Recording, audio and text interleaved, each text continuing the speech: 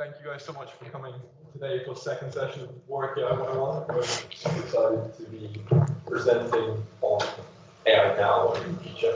I think it's really important that we have an understanding of what we actually mean when we say that some system or company is using AI to achieve some end purpose.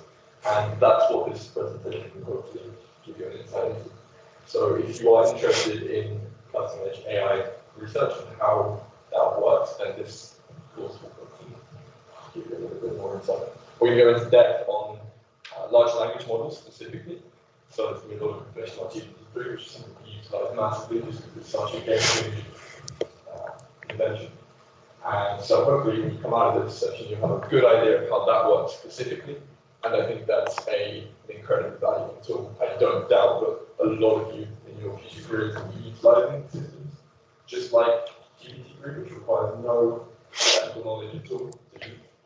And so I think this understanding is really valuable. Before we begin, this session, we're having a little competition. We want to get you guys thinking and get you guys engaging. So if you do have a question, then feel free to chuck in the comments at the end, grill him, and he'll pick his favorite question, and we'll chuck you a free t-shirt right now today. We have, I think, 7 to choose from, lots of different colors and sizes and things. They're just like this. There's only, I think, 5 or 6 outside the exec team, so it'll be quite nice little things that get your hands on. And so, yeah, feel free to ask questions. And feel free to sign the register as well, and we'll check your badge.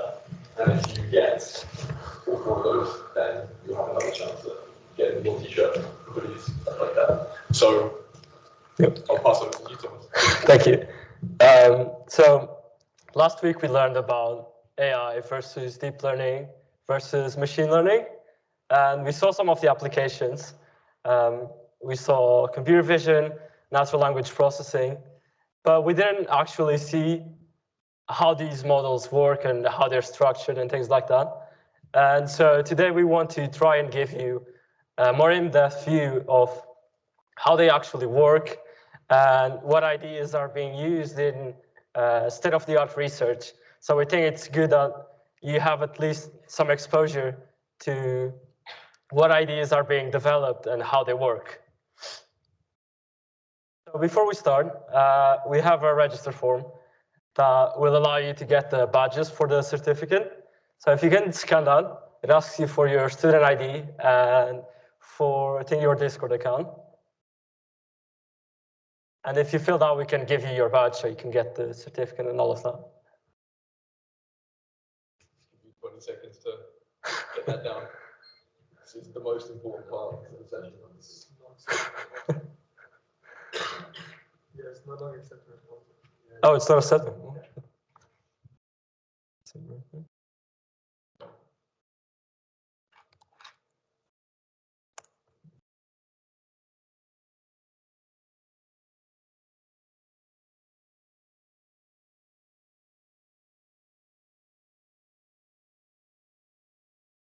Okay, it should be fine now. If you try and refresh it, you should be able to fill it.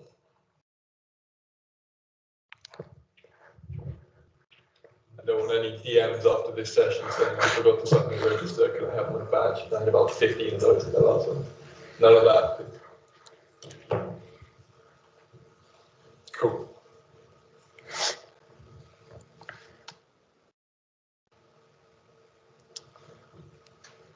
And as we already mentioned, this is what you'll grab at the end. One of you lucky people when we leave today. Okay, so modern AI, there's lots of research coming every day. If you go on Arxiv, it's a very popular website where you can see preprints of papers. And there's lots and lots of papers published every day, and it's not feasible to go through all of them. So we're going to cover some examples that we feel like are important nowadays and that are very on trend, so to speak. So I'm going to start with a very simple example of natural language processing. So we have a sentence. And the sentence says, Alice always gets good grades. And it's just a regular sentence. But if we switch some of these words, so Alice and grades, if we switch them around, we get something that doesn't make any sense. So we get grades always gets good Alice. So that's meaningless, makes no sense. And what I'm trying to show here is that with language models, it's very important to capture the word ordering of the things we're trying to make predictions for. And one way this was done very recently is using recurrent neural networks. And what they do is they look at each word or token sequentially, so one at a time, and it calculates some values, and then it passes it onto the next input. And it does this for every single word you input. So if we try with our example, we have Alice goes on the first one, then always on the next one, and we just keep doing this for the entirety of whatever text we're trying to interpret or make predictions. But although recurrent neural networks worked quite well for the most part, it had some problems. So the first one is that it had a very poor performance on large amounts of text. And last week we spoke about an example where Morgan Stanley was using natural language processing to analyze proposals. And it would attribute it a score, and you could use that to maybe prioritize some of them or just reject some of them. And these proposals are usually very large. And if you have a model that by the time it finishes a paragraph, it can remember what it saw before, that's not very ideal because it will miss some parts that may be important. And this is technically called vanishing gradients. So this is just a technical term. We won't go into more detail. But it means that if we have very large or long sentences, it won't really understand the things it read first. And it's also very slow to train. So training just means giving it some data and letting it try to learn. So in this example, the importance of the ordering and the meaning of words. And because it tries to look at each word sequentially, it doesn't perform very well because it's not very parallelizable. So as we saw before, we have one word, and then we get some value, and then we need that value to calculate the other value for the other word. So you need to do one at a time, and GPUs are usually used because you can do a lot of stuff in parallel. And if we use a recurrent neural network, you can really do that because you need each token fed to our network one at a time. And this is very limiting because if you want to have this huge model like GPT-3, you won't be able to do that because the model is too slow. It's not feasible to try and do something like that. And this is where the transformers come. And the transformers were very recently invented compared to some other parts of AI. It was made by researchers at Google and the University of Toronto in a paper called Attention is All You Need. And this is actually one of the innovations in this model, as we will see afterwards. And there are three key ideas that made this model really good for large models and other tasks in general. So we have positional encoding, we have attention, and we have self-attention. And these three ideas alone were enough to improve performance on training, on different tasks. And I'm going to explain each one of them in a way that is more high level, but will help you understand the general gist of it. So if we go back to our original sentence, we have Always always gets good grades. And I've colored the different tokens in our example. And instead of trying and feeding each word sequentially, we can do something that's quite smart, although it's very simple at the same time. That is, we can label these tokens by their position. So Alice is the first word, so we just label it with 1. And then we label always with 2, gets with 3, and so on. And instead of feeding each word one at a time, we can give the model these two pieces of information. So you always have a token and the position. So you're sort of encoding these two things at the same time. That's where the name comes from, positional encoding. And what this allows us to do is make our model very parallelizable.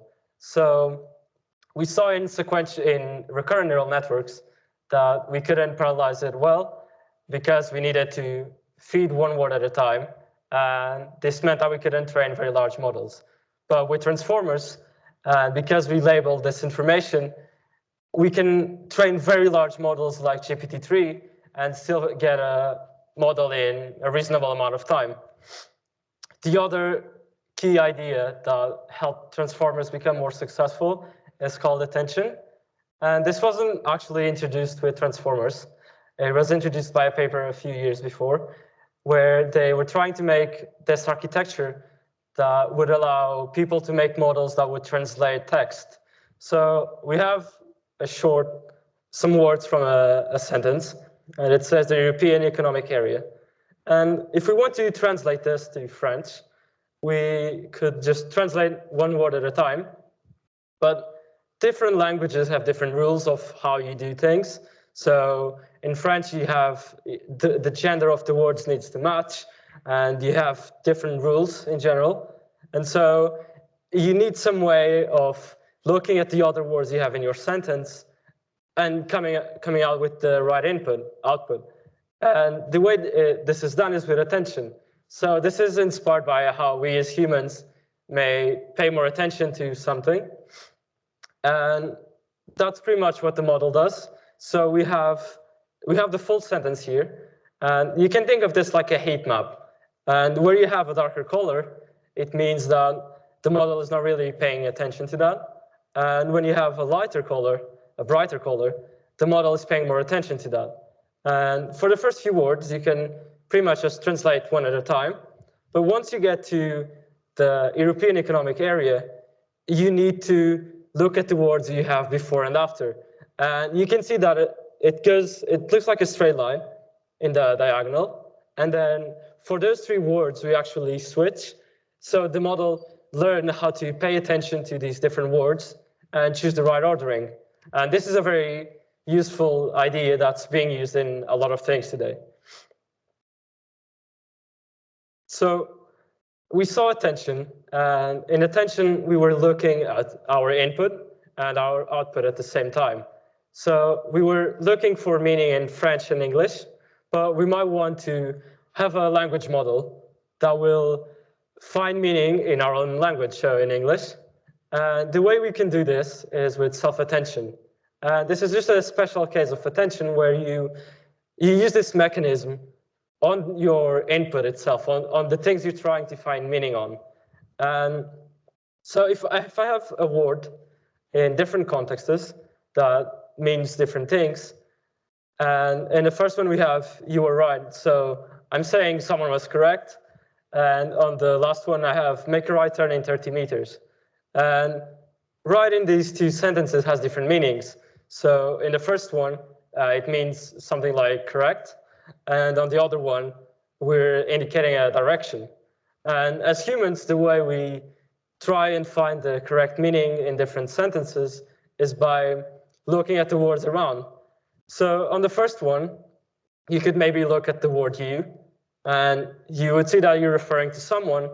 So using a direction wouldn't really make sense.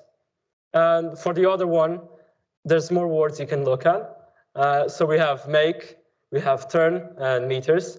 So our model would essentially see that we have some words that will indicate that we need a direction or something like that. And so in the second one, we have right as a direction and not as being correct. And this is what our model does. You can visualize this. And someone made an open source tool that's freely available. You can even run it on your browser. And it uses a model called BERT that was very popular for natural language processing tasks. And it also uses the transformers architecture. And what they did is make a tool that you can give it a sentence, and it will show you a visualization of which words the model is looking at. And I think this is quite interesting because you can see the model is actually looking at the right things that he wanted to look at. So if we look at the second sentence that says, make a right turn in 30 meters, we have right highlighted. And then you can see we have the same sentence on the other side. So this is the self-attention when you're looking at the same sentence itself. And we have brighter and lighter colors. And brighter colors indicate that the model is paying more attention, as we've seen before. And you can see that it's correctly looking at make, it's looking at turn, and meters. So you can see that the model was actually able to, from the training data, try and find meaning in these words. And you can see the same thing on the other side, but in the other sentence. So we have you were right, and it looks at you and were. And so it was able to find that this was a word and used in a different context, even though it was essentially the same word. And the great thing about transformers is that they're also very versatile. So you can use them for vision tasks. It's not limited to text. And this is called the vision transformer. We won't go into detail about it today, but there are a lot of videos online you can see explaining the technicalities in the paper. And it works very similarly. You saw the image of the dog, and where we had the object, you had brighter colors. So you can see that it's actually really paying attention to the things that you wanted to pay attention to. So we have a few case studies about this transformers architecture. And one of them you probably already know from last week or from the news or the media or things like that. And it's GPT-3, and it's made by OpenAI. And it was published in a paper called Language Models Are Few-Shot Learners. And we will see why this is the case. So GPT-3 is also a transformers model, but it has a twist, which is the few-shot learning. And surprisingly, it doesn't have any changes from its predecessors. So you might have heard about GPT-2, which was released a few years earlier. And GPT-3 is nothing more than getting this model and trying to scale it really big. So you have the same architecture, and you just make it really big. And then they gave it loads of data. So it was estimated to be around 45 terabytes of data, which is pretty much the entire observable internet. And it was able to learn even more meaningful representations. And in the machine learning community, there's a lot of people discussing this now, and this is called the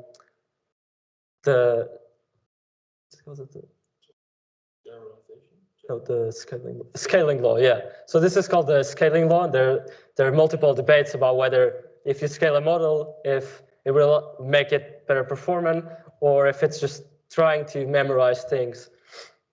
And traditionally, we would have some language model that we train on loads of different things. You could use Reddit, BBC, anything you want. And whenever we wanted to use this model for something, we would fine-tune this model. And what this means is that you, for example, if you want to find the sentiment in feedback from customers, you could have loads of feedbacks categorized by their sentiment, and you would train the model again on top of what it already learned, and this would make the model perform better on that task. You could also do this for question answering. So maybe you have a chatbot, and you wanted to find answers for the questions for your customers. Or you could also do something more domain specific. So people trained this model on scientific papers, and they called it Cybert, I think.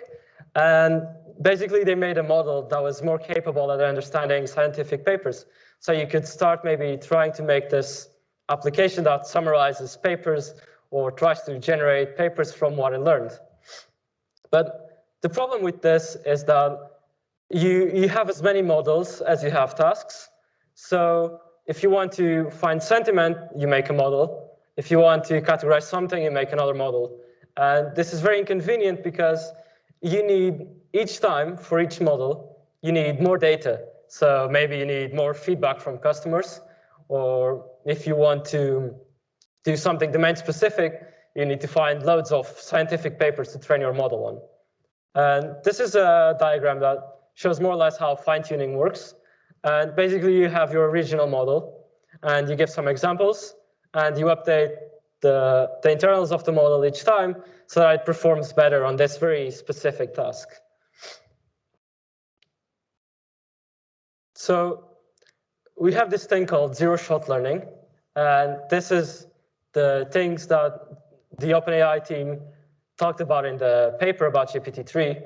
And we as humans, when someone asks us to do something, in most cases we can do it without any examples. So if I ask someone to translate something from English to French or to Spanish, they are able to do that without me showing you any examples. And what the team at GPT-3 did was train this huge model that has a really good understanding of language. And what they do is you can give it a prompt and a task description. And the idea is that it will understand the description of the task, and then it will be able to do that thing you're trying to do. So we have here an example with the GPT-3 model. This is the OpenAI beta access. And you can write a small template. Yeah. So you have the sentence in English, and then you say, OK, now translate this to French. And it's able to understand the thing before and to write the French translation. This is really cool because you don't need to have a different model for translating to French. You just use the same model you had before. This is zero-shot learning in which we have no examples of how to do the thing that we're asking them to do.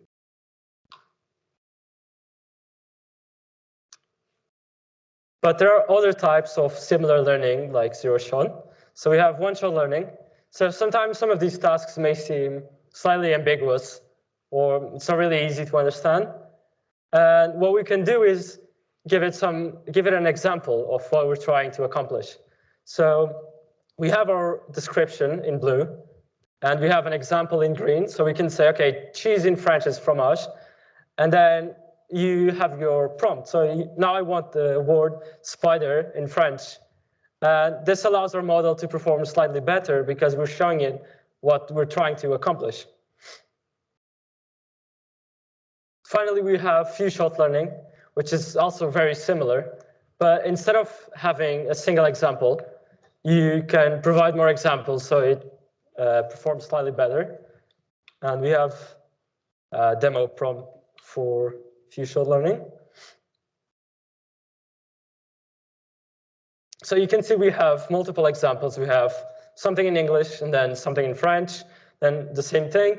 And then finally, we have the task that we want to do. So we have a sentence in English, and we want to translate it to French. Yeah. And the idea is that having these examples before helps it perform slightly better. And the good thing about zero-shot learning and one-shot learning and few-shot learning is that you don't need to train multiple models for different tasks. And it's also very convenient, particularly with zero-shot learning, because you don't need more data. Because your model has seen so much things before, you can just say, OK, do this task, and it will be able to understand that. So it's similar to how we as humans learn. And we've seen so many different things that we're able to do something without even any examples.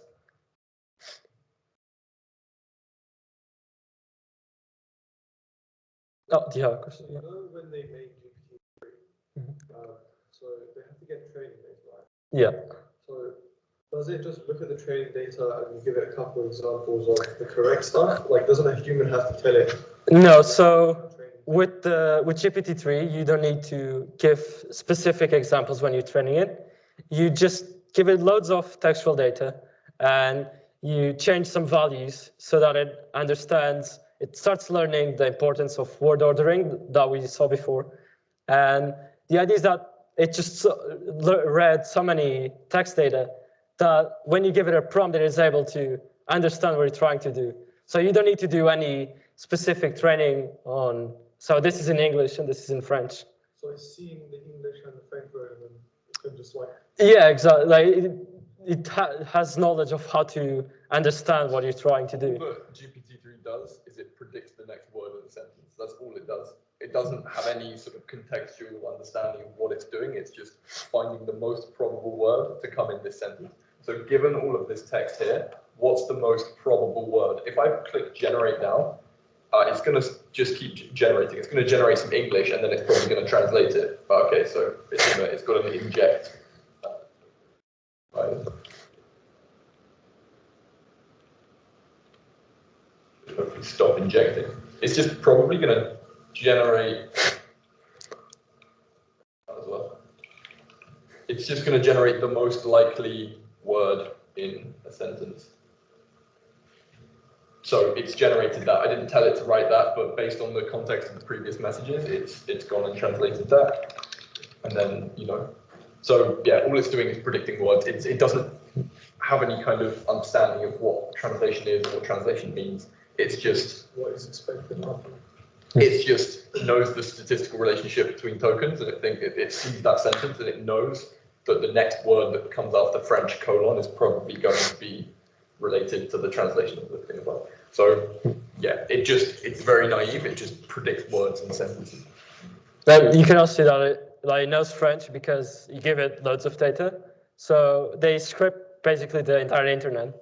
That has obviously like English, French, any language. So you can pretty much try most languages that probably work quite well. I don't know if we have any. I think this is an interesting example. So you can give it broken English as well, and it will figure out how to translate that into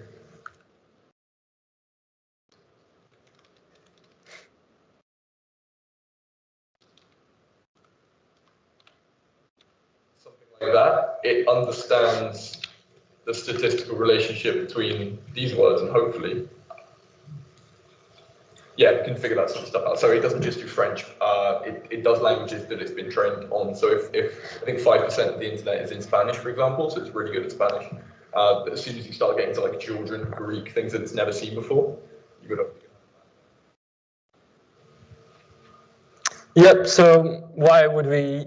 Oh, there's Hanam, I think. Yeah. Sorry, I was just curious, because you mentioning that it was dependent on, it predicted the next most likely word. Mm-hmm. However, would it also need to not have relationship to the sentence that it's in? So how would it factor in individual tokens and it also has a whole group, almost a theme or a sentence? So that's the good thing about attention. So attention is how it can look at the words before. So even though it tries to predict the one after, because you give it so much data, it has this internal representation of English. So it starts learning which words make sense after which. And with attention, you can do what you said. So you can look back at the words before, with self-attention actually. You can look at the words before, and you know that maybe this word makes sense in the context of the words before. That's what allows it to predict the word after. Like it takes into account all of the tokens that it's seen before, and then it starts to build up this kind of network of words and tokens and their relationships between each other. And it kind of, you can think of it almost, I think of it as looking back into its own memory of what it knows about words and their relationship. So, would there be the same almost relationship between sentences though? Because if you string together certain sentences, then that would together create its own relationship between them as well. yeah, so like it knows really, like it knows really long passages off by heart when it's seen sentences that are in the same order consistently on the internet. So I've used this example before. You know the Navy SEAL copy pasta? This one?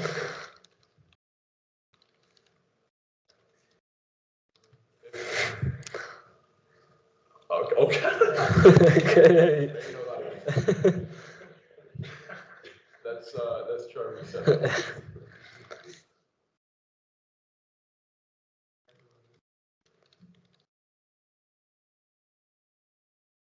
Okay, so normally what it will do is it will rattle off that copy pasta because it's seen those sentences in the same order so many times on the internet that it knows that when it sees that first sentence, what comes next, statistically speaking, is that next thing. Is there a question at the back there? Yes, sorry. Because so far, everything you have is based upon some context you've given, right? Yeah. Let's say you want to give it any context, would you be able to start generating? Yeah, so I don't actually know. I think you have to give it something. You have to give Yeah, I it think if you give it a description, like you could say. that prompt can just be something like that. So it will generate stuff based on very little. But you do have to give it some kind of prompt. Like you need. I think it could just be a letter. So if we just so this has just started rattling off Product details, I product think. details, right?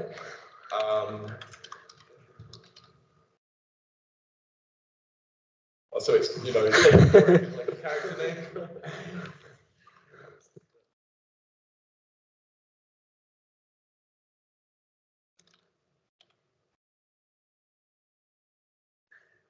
So now it's found all this information within its sort of latent space about what people are doing. But anyway, yeah, let's carry on. So this is a pretty cool model. It has lots of applications. And there are different companies that are appearing now that focus a lot on using GPT-3 on different things.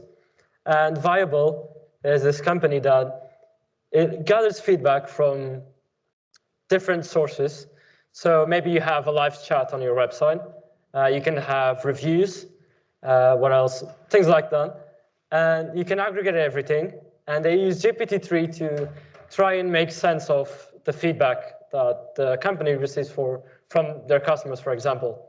And what they can do afterwards is you can allow people to actually ask in a very natural way for something. So maybe I'm running an online store and I want to know why people are leaving negative reviews.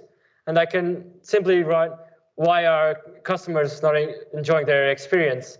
And it can use GPT-3 to understand that prompt you wrote. And it can also use GPT-3 at the same time to try and find feedback that relates to this prompt in the sources that you gave it. So we have an example here where it asks, how should we improve calendars? So maybe you have a calendar app like Google Calendar or something like that. And it shows a summary of feedback. So it says, you should improve calendars by allowing users to see weekly and monthly views in addition to the default daily view. So it can summarize your entire feedback from your customers and give you very meaningful insights. And it even lets you at the bottom see where this data come from, so you can back your explanation. Another company that's using GPT-3 is Algolia, and they do all sorts of things related to searching text in websites.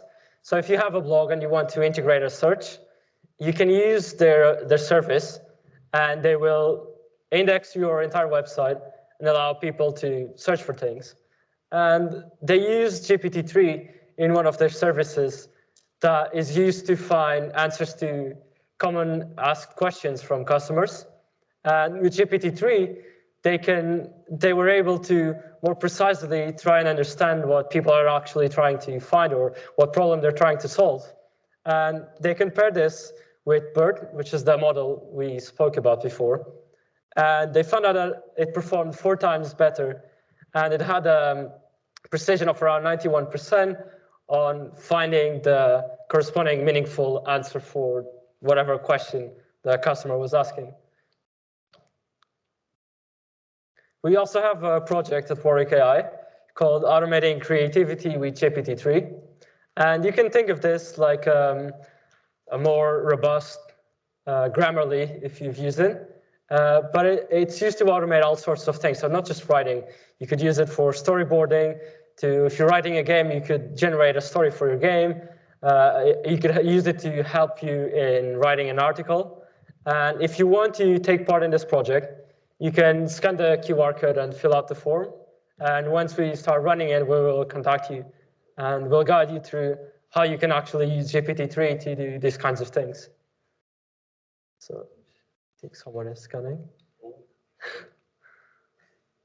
I think this is a really cool project because I've seen, I personally know, or friend of a friend made a project really similar to this where they automated some kind of storyboarding process, and they were like 20, and they just harnessed GPT-3 because nobody's really using this technology. yet to its full capacity. They harnessed that to make a storyboarding app, and that sold for millions within a couple of months of development. And I think that there's so much potential in GPT-3 to be harnessed for these sorts of projects that people just aren't using right now. So at Warwick AI, I'm really excited to try and see what we can make with this and see what sort of cognitive and creative processes we can automate using this technology that aren't being exploited yet. I think within 5 years, this market for using large language models will be more saturated. But right now, we're right on the precipice of people starting to use this kind of thing for businesses. So I think it's a really exciting time. Another case study we're going to cover is called the Perceiver. This was developed by DeepMind, and the Perceiver is just another architecture based on transformers, but it has some improvements. So most of the models and architectures we see nowadays are usually only applied to one type of data. So you might apply it to text or images, video, sound, but as humans, when we think about some concept, so if I think about a cat, I have the image of a cat, and I also have the sound, and even you could feel the fur. So ideally, we'd want our models to be more generalized, to be able to use different kinds of data at the same time. And the Perceiver is like a transformer, but it can be used in different types of data at the same time or combinations of them. So DeepMind called this an architecture that can handle the world's data, because you can use pretty much any type of data you want. So you could process images, point clouds, audio, video, a combination of these. So you could have, in a movie, you could have a transcript, so that's text. You could have the actual movie, that's a video, and some other information maybe. And you could use these two types of information at the same time to make predictions or identify things in a movie. And it builds on transformers. And however, it's slightly better at doing attention. So it uses some tricks to be able to do attention on a very large scale. And this means that it's an even more efficient model for all sorts of tasks. So we could maybe see in the coming months or years an even bigger model similar to GPT-3 inspired on the Perceiver. But it's fairly recent, so we haven't really had time to, people haven't had time to explore it in more depth.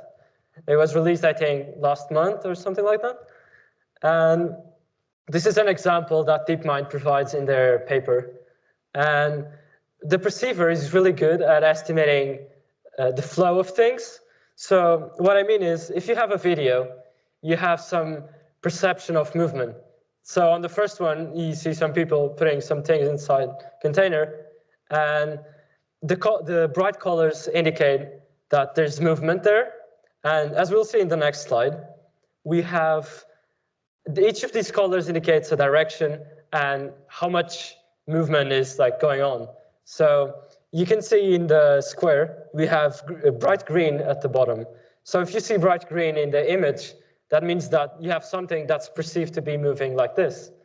And if you have something that's green but a bit lighter, you maybe have less movement. And this is really good for tasks like self-driving cars, because if you have a car, you need to have some perception of if I have a car moving on my side, or if there's a car approaching, things like that. And it also uses attention. So they have an example of attention being used in text, and they highlighted some of the parts where it's paying attention. And you can see that actually there's different layers of attention, and each one of them may look at different things. So there's a local attention, there's periodic attention, and there's also, you could also combine these. So maybe looking at periods, exclamation marks, quotation marks, capital letters. And this helps the model have a better understanding of what you're trying to convey in language. So this is a really flexible architecture. You can use it for loads of stuff. And I think the great thing about this is that we're getting closer to having architectures or agents that act more similar to us as humans. So we have multiple types of data, and we can use all of them at the same time to make more meaningful programs.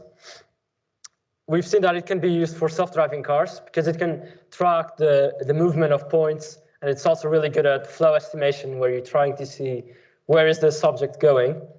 And it's also really good to use in agents where you're playing video games. So you might have heard that DeepMind used a model to play StarCraft. So they made this model called AlphaStar that it bet even the top players in the world. And what they did is replace the transformers that they used in their architecture, and they used the perceiver, which is even more efficient. And they found out that it performed equally well, which is really good. You have an even better and more efficient model. This means that in the future, you could maybe scale this up and have an even better agent playing this kind of game. Yep. So GPT-3 is only used for natural language, whereas this can be... Yeah, so the GPT-3 is a model. So you can think of GPT-3 like an implementation of some architecture. So it's like you have a drawing of a house. GPT-3 is like the concretization of that drawing. But a GPT-3 is transformer, which can be used on other types of data, but you can use them at the same time. So with the perceiver, you can have all of them at once. Like you'd say that GPT-3 is an instantiation or an implementation of a transformer model, but we might in the future see a perceiver used to build a system, and then that system maybe would be called, I don't know, Perceiver GPT-3 or something. It's coming out. It's the same architecture, just bigger. It's I think 1.5 trillion parameters instead of 175 billion, so that's going to be ridiculous. But that uses the same transformer architecture. This perceiver architecture that we're talking about is really cutting edge, and I don't think there are any... Yeah, it's really recent. I think it was released like a few weeks ago, maybe a month. So, I mean, they haven't had time to try and apply this to something. I think it's really exciting because if you think about how much done with GPT-3, which is just text-based, and then you scale that up to deal with all sorts of different input types, then it becomes really, really interesting because instead of just generating articles and essays and jokes and stories, which is still a big deal, we can start to do stuff like, start to do a lot more sort of meaningful things. So yeah, really excited to see what comes out of this. Does anyone have any other question about that? Yeah. I was going to ask, if like something like GPT, if you sort of just give it a prompt and like a task description, does that mean for the same input it will always give the same output? What you can see here is you can see the relationship between these words. So the University of, if I'd stopped there and clicked generate, the highest probability word would have been Texas, followed by California, Chicago. Warwick was down there with a very, very sort of low grade.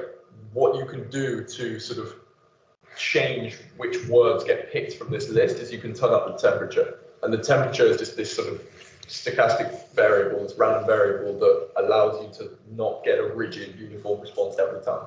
If I turn the temperature 0 to 0, then every single time I press generate, I'm going to get the same text.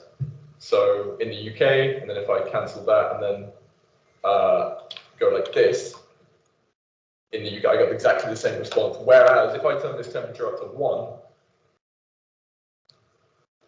I'm going to get some wacko text, and then if I do it again, I'm going to get something entirely different. So yeah, if you have the temperature at 0, it doesn't randomly look through connections that it could look at. It just goes for the most probable one every time. We have about 5-10 minutes left, maybe. Okay. So this is just some examples of how you can get started with transformers. We will provide the link to the slide so you can click on the links afterwards. So just very quickly, we have transformers. This is a library by the Hugging Face company. And you can train a language model in like 4 lines of code, which I think is pretty insane. You have a video called Attention is All You Need by Yannick Kilcher. And this is a bit technical, but he goes into detail of every part of the paper that was published. We have, oh, not sorry. We have a video by Computer File about GPT-3.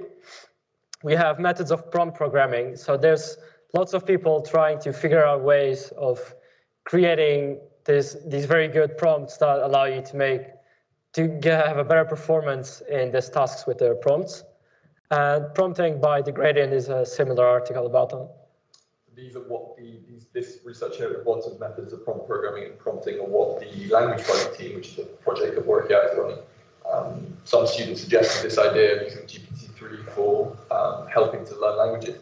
And this is the research that they're looking through now to figure out how can we best prompt this model, what can we type in the prompt to best produce a system that helps us learn language. So these are really good articles at the bottom here. These are all good. So we're going to talk very briefly about the future of AI. And one thing that I wanted to cover today is the explainability of AI. So in machine learning, we usually see these models as this box. And basically, you give it some input, and you get some output. And sometimes you get the correct output, sometimes you don't. But when you get the correct output, you don't really know why that works. It's just a black box, and you have no idea why it works. And so if we were to try and inspect the black box, it's really hard to see what it's trying to do. And this may be problematic because say you're making a model to do drug discovery. You probably want to know why it picked certain components. And ideally, you'd have some model that can make a prediction and maybe very briefly explain why it picked certain things. And this is also important if you reach the point where we're getting at superintelligences that Joe spoke about in the last session. You'd ideally want to know why it thinks that certain things are correct or not, so you can debug it or see how it's reasoning. So if you were to try and inspect it, you have no idea why it's working. It's just this statistics being used. There's a very common analogy that some of you might have seen in computer science module in the second year. This is called the Searle's Chinese room analogy. And basically, you have this room, and you have a hole on both sides. And you have a person outside that writes symbols in Chinese, so Chinese characters. And inside you have a human, could be anyone. And you have a book with instructions on how you could translate these symbols to their English counterpart.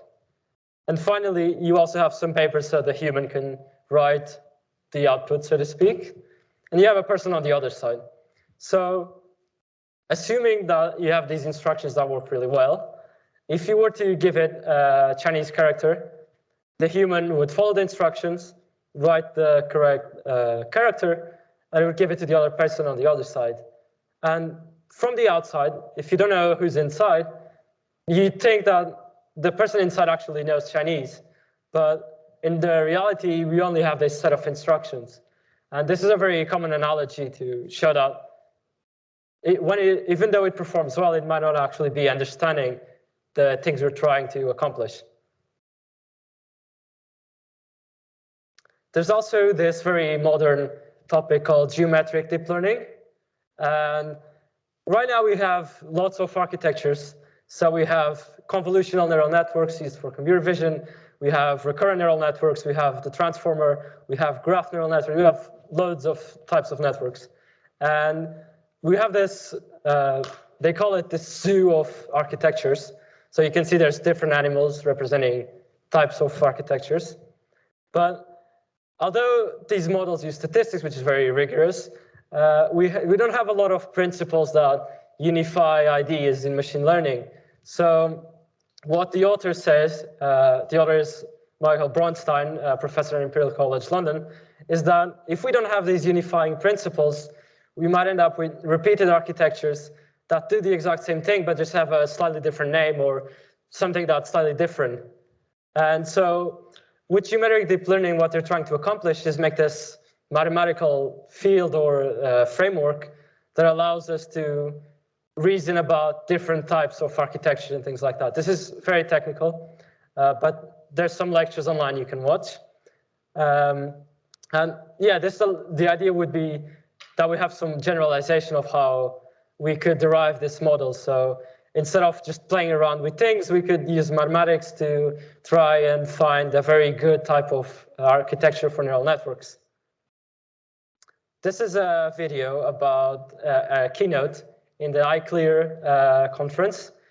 And in this conference, Michael Bronstein explains briefly what geometric deep learning is. It's about 30 minutes, so we don't have time to play it. But I'd recommend at least watch the few first minutes. It's really interesting. And I think in the future, we will also have this trend to more general agents and systems. So we saw the perceiver, which I guess you could say is a start on having these very general models that can do loads of different things. We saw GPT-3 that also tries to generalize the idea of having a single model for multiple things. And more recently, we have Google Pathways. This is also very recent. We don't even have a paper yet. It was just a press release. And basically, they have this idea of making a network that is trained on different tasks. And as humans, we activate different parts of our brain for different tasks. And they want to replicate this with a network. So you train it on different things, and it would learn to activate certain areas to do different tasks. And they also argue that different tasks can lead, being good at different tasks can lead to better results in other tasks. So if you know how to maybe read terrain maps, it will help you to maybe find areas that are good to build houses and things like that. But there's also something that we should think about, which, was there a question? Okay. It's called the AI winter. And over the past few years, we had lots of advancements, which they called AI spring. So whenever there's a lot of excitement in AI, a lot of funding and research being done in AI, people get very excited and we start thinking forward about what the next step would be. So a while ago, we had Deep Blue, which was this model that played chess, and people said that once machine AI was good at chess, we'd probably have dominated AI. But now we're a few years later, and it can still play really good chess, and it can even play Go now, but we're still not at the point where we have general intelligence. And there are three main forecasts that we can see AI go to. So we could ideally see it rise very quickly and continue to make very meaningful advancements, getting more general systems and things like that. A lot of excitement and more funding. We could have slightly more excitement about AI, but see it still being used a lot. So there's this the survey by PwC, and what they found out is a lot of companies are using AI now. And if you're a company and you use AI, because it gives you such a good advantage at solving different problems, if you don't use AI, even if it's just a slight performance advantage, you're going to be at a disadvantage to your competitors. So everyone is going to need to jump on the AI boat and use it even on the slightest system in their thing. Yeah.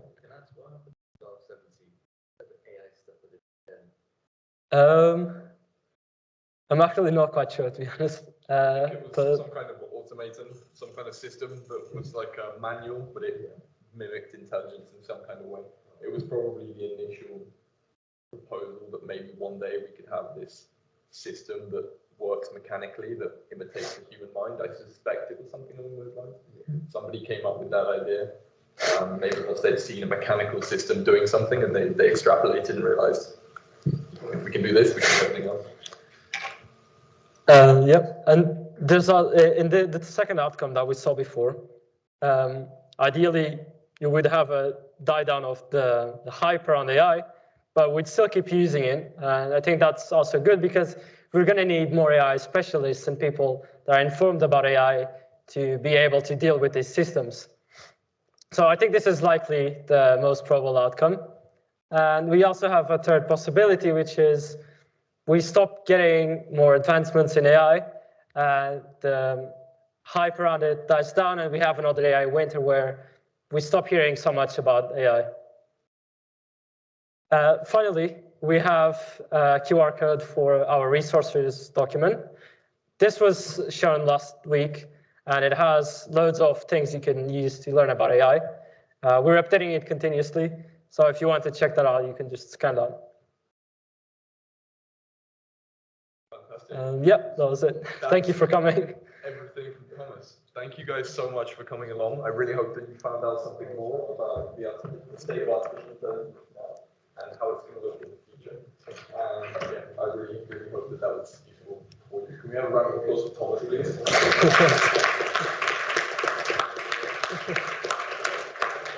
Are there any questions for Thomas about the state of AI now and in the future? And anything you'd like to know? Yeah. So I didn't understand the difference between perceivers and I also got confused with more like attention was. So I got self-attention, but I think that was meant like. Okay. So kind of summary of the. So what was the first part of your question? Was it about the perceiver and transformer, right? No, so like that's a separate question. But Okay. What is the perceiver? So the perceiver is very similar. It's just this different. So we said the architecture is just this drawing that you can implement after. So how is that different From the transformer. So these are the transformer and the perceiver are just architectures. So they're this like plan or this drawing of how it might work. And then the GPT-3 model is like a concretization of this architecture. So it's the actual application of this mechanism on language. The perceiver mechanism as being like the transformer, except instead of just handling words and text, it can handle images, sounds, text, and any other type of data that you can give it. And all at the same time. Any form of data that you can give to the perceiver, it can interpret and use. Whereas with the transformer, it only takes text data. So you can think of it as kind of a more general purpose transformer. So the transformer in the sense that it does that sequential trying to how it has like the positional encoding and attention and that kind of stuff in the model. Yeah, that's the transformer, yeah. That's the transformer, and there are similarities in the architecture between the transformer and the perceiver that I think they work fundamentally in a similar way. Yeah, they're very similar, but it just has some advancements on some different things. The concepts would probably transfer between the transformer and the perceiver, right? Yeah, so you have attention too. You also have positional encoding. So it's very similar, but just has some differences that allow it to use like different types of data at the same time. Yeah, so what is attention? So attention is like when you have a word, you'd look at the words before it to try and get the context. But in the example I gave with the... Yeah, so in the example I gave you, we had a translation. Yeah, so with attention, you'd look at the translation at the French sentence and then predict the word in English. So when you're translating, you need to look at the words in French to come up with the English word, right? No, so for example, you look at if you have, I don't know, we have the sentence. It's like trying to understand the syntax of the language to be able to. Yeah, so with attention, you try and understand French, and you try to find the corresponding English word. But it's like the dictionary, but now you're trying to use the dictionary to actual sentence, yeah. And then instead of like when you compare the first word, you don't have anything before to look at. And then you have, for example, the. So you look at the, you could look at the words after in French, and then you predict which word in English would be after the, and you predict that. But then you're looking at French, and if you wanted to look at English, it's where self-attention and so on comes from. So with the attention example you gave, that was like I guess, translational example, but if it wasn't like translation, how would you, like the concept of attention apply to it? Yeah, so that would be self-attention. So if you just had something, a sentence, that would just be the same thing. So you're focusing on different words, but instead of predicting from one language to another, you'd be predicting in English, so you look at the words in English, try and find the next suitable word in English. There are really good videos on this. It's quite a tricky concept to explain. why it took 40 years for anybody to come up with it.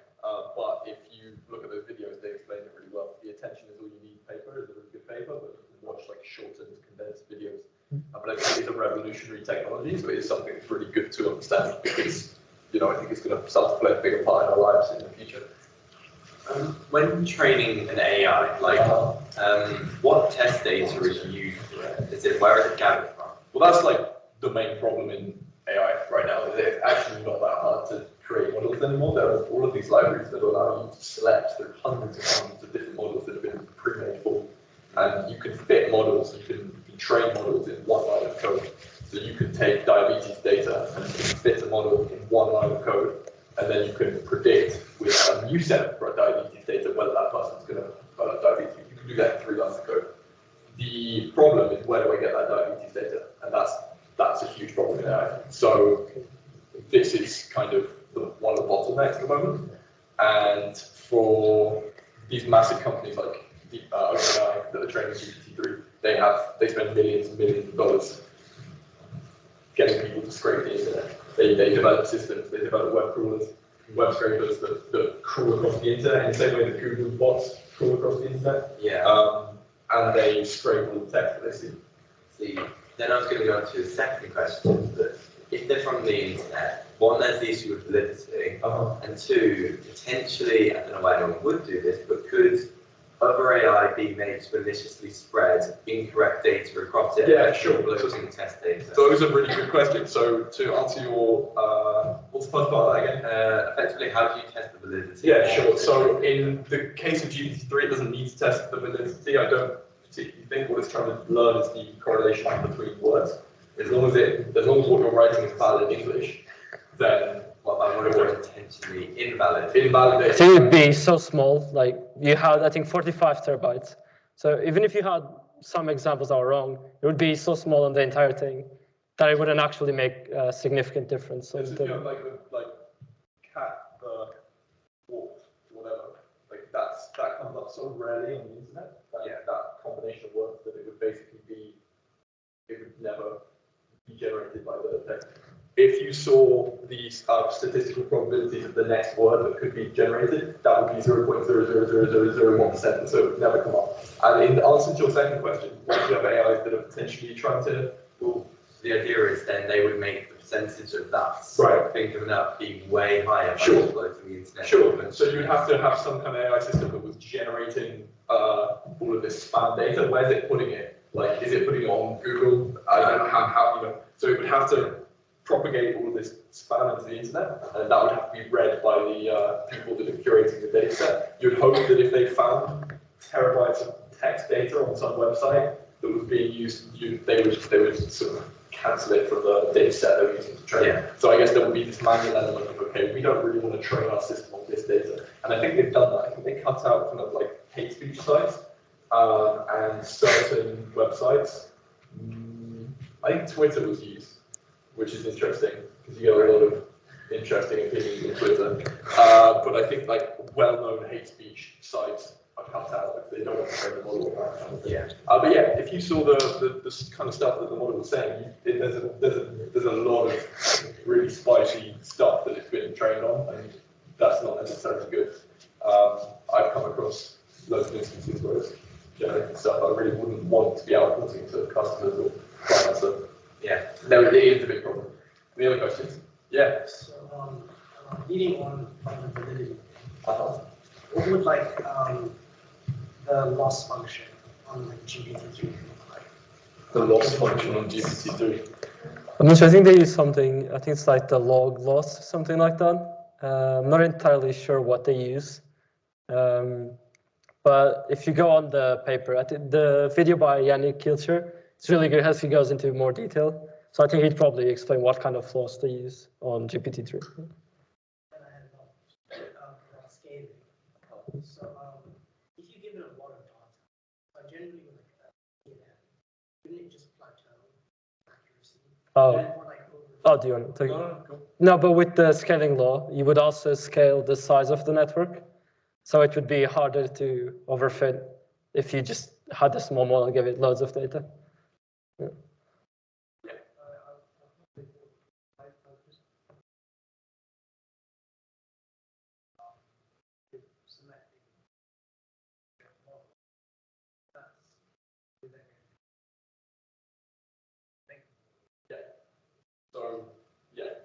That's kind of the bias problem in AI, right? Like you subconsciously, you implement your bias into systems that you make.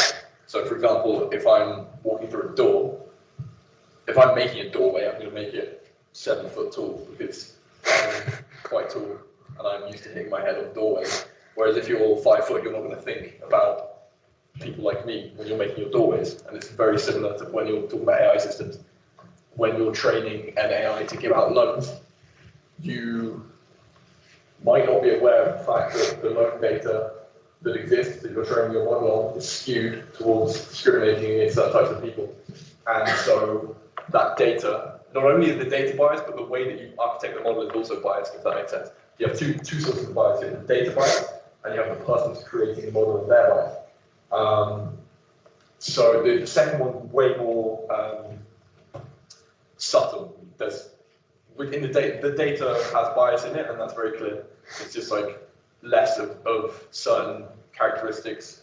There's people with certain characteristics, for example, don't get loans as often as people with other characteristics. That's just clear in the data. Whereas the architectural bias is a little bit more subtle.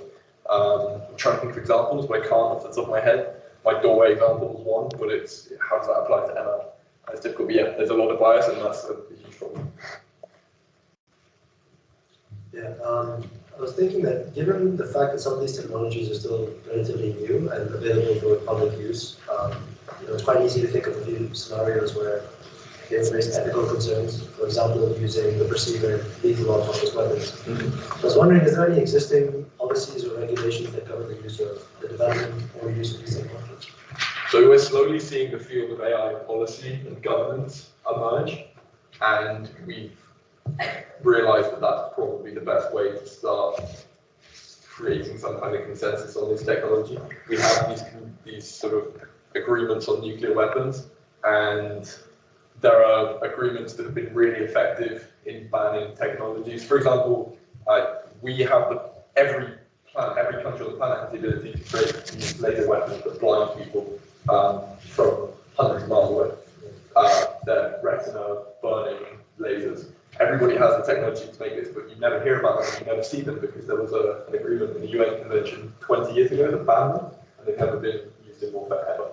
So we can collectively come together and decide that this technology is dangerous and do something about it. But nobody's doing that at the moment. So this is what AI policy and governments are kind of emerging to do. So if that's something you're interested in, then researching AI policy and looking at what's being done on that front is really valuable. That starts with the discussion of AI safety.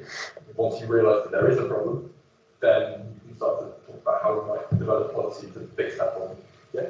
If I just quickly plug effective altruism, they talk a lot about like AI safety and stuff. So if you'd like to read, just go on the effective altruism website, preferably 80,000 hours. They talk a lot about like AI safety.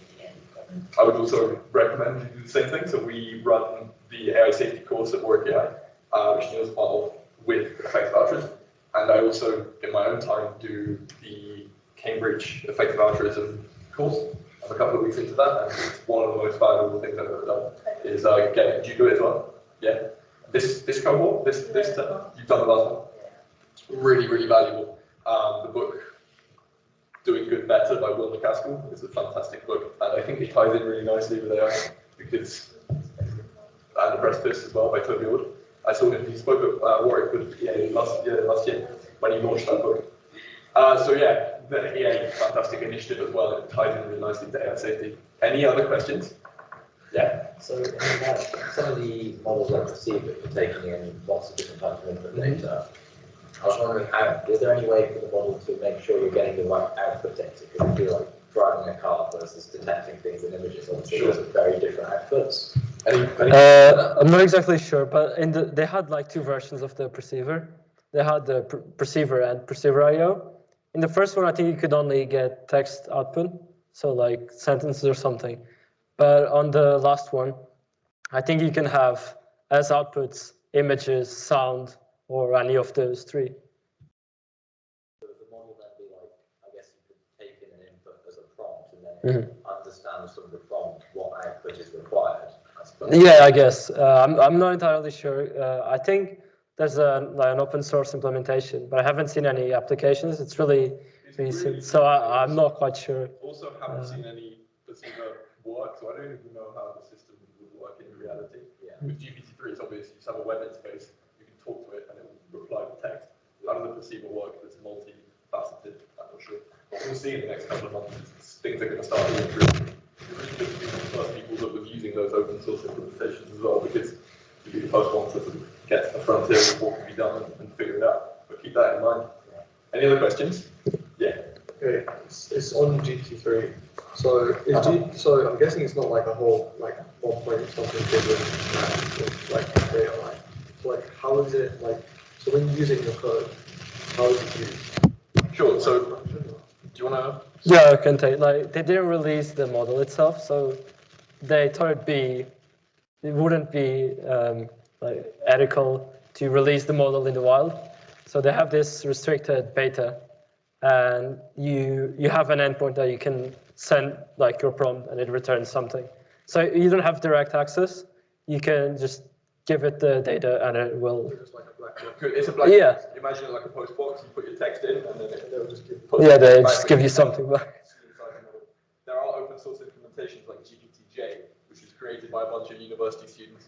It's 6.7 billion parameters compared to 1.125 billion. So it's a little bit smaller. But it was created by a bunch of uni students, and because they were upset about the fact that Microsoft and OpenAI had closed sourced GPT-3. They did it because of safety concerns, but then they sold the model to Microsoft for $1 billion. So they were kind of upset about that. So they open sourced GPT-J. I tried to host it, self-host it at work for a project I was working on. And we figured out it was going to cost something like $2,000 a month just to run the model for inference. And so it's quite expensive to run these things locally. I suspect that OpenAI are paying tens of thousands of dollars a month just in electricity bills to keep the thing running. And hardware costs are probably hundreds and hundreds of thousands of pounds. You can't just run these sorts of things on your mum's desktop PC. Any other questions? Yes. You said that it costs around $2,000 a month Yeah. to run that. That's still within the realm of possibility for like a group of people to operate. Yeah. So do you think it's, whereas compared to something like nuclear weapons or lasers that you talked about earlier, where you sort of need government money, or you need a large corporation money behind you to do that. Do you think it's even sort of possible to regulate AI when this sort of barrier to entry is Yeah, that's a huge problem, right? We're currently seeing, organizations are currently getting access to these technologies and starting to use them. We don't know what the extent of that use is. We don't know what people are using it for. I'm doing a little bit of research into this myself. And one thing that like the main method of attack is generating fake news. So that's the main sort of concern about with this text data generation.